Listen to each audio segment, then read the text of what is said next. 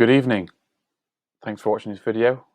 My name is Richard, aka Rocky and Chester, and welcome to my FPL news video, which is called Game Week 22 Midweek Retrospective, as we have a quick look about what's going down this week in all things Fantasy Premier League.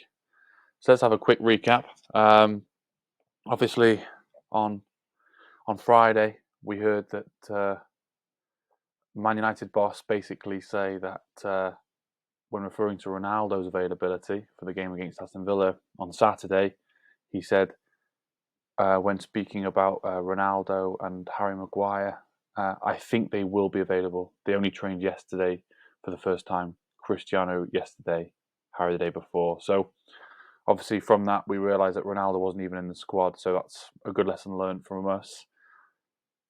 If they think they're in the squad and they're not training, or they've just started training, it's not a great sign. Also, in the sort of Twitter FPL community, we saw Harry Maguire taking Ronaldo out of his team, so that proved quite telling.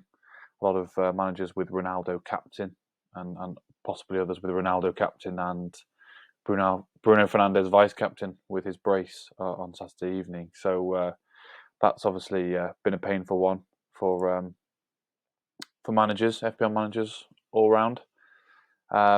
It was quite a busy end to the week. Obviously, we saw that Burnley versus Leicester was postponed, affecting Maddison owners and any sort of remaining Vardy owners.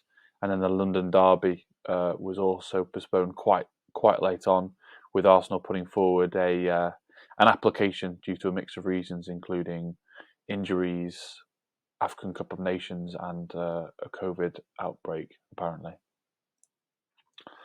And finally, sort of wrapping up the FPL sort of news, we saw more teams in the top 10,000 hacked, sadly, with the hackers sort of demanding for two-factor authentication to be implemented. I think the only silver lining this time is that we've actually seen via Twitter the official FPL account reply to an unlucky individual, looking like they're going to try and sort that for them. So hopefully that's a sign of things to come, and teams can be retrieved, and hopefully the official FPL do something about it. I'm here on a Sunday evening, just to sort of wrap up what's happened so far in this game week, because it's sort of about 2/3 of the way through. Norwich beat Everton 2-1, with Everton fans saying you're getting sacked in the morning to Rafa Benitez. Rafa Benitez was sacked this afternoon on Sunday, a little bit after lunchtime, with a banner being unfurled saying Benitez, get out of our club, and even one of the fans even coming onto the pitch to confront the Spaniard. Manchester City played brilliantly to beat Chelsea 1-0, as the brilliant Belgian Kevin De Bruyne, the difference in that 1-0 victory.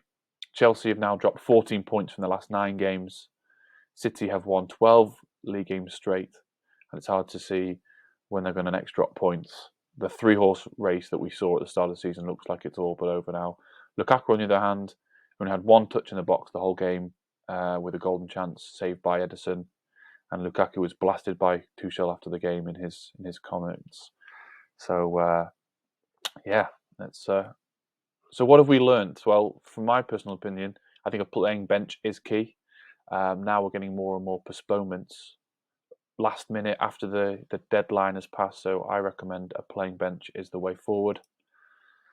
And make transfers as late as possible. I was victim of this. I didn't do this exact pattern, but I've seen this actually in the FPL community of someone actually taking out Salah for Son, and then taking out Son for Maddison, and then removing Maddison for another player. And you just think, wow. So wherever you can, leave transfers as late as possible. Fine, not the last 5 minutes, because we've seen the site and the app crash in recent weeks. But, if you can leave it to an hour before the deadline, I'd thoroughly recommend that. I myself personally moved from Son to Maddison before the Burnley versus Leicester game was postponed.